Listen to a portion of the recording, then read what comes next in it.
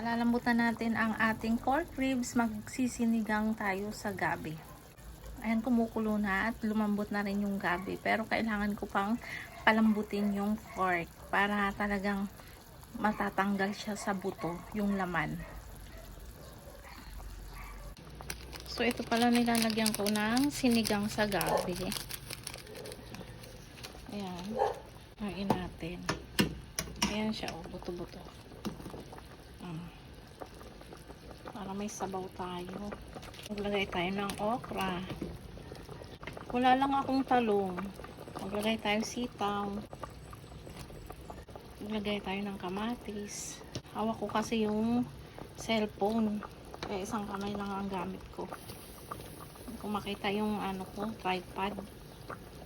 Maglagay na rin tayo ng siling green. Ayan.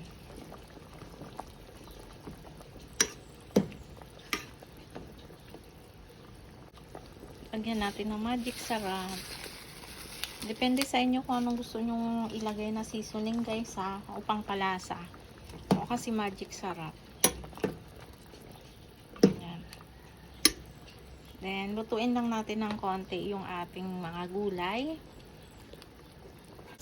So, ayan, luto na yung ating mga gulay na sitaw at okra. Ilagay naman natin yung kangkong.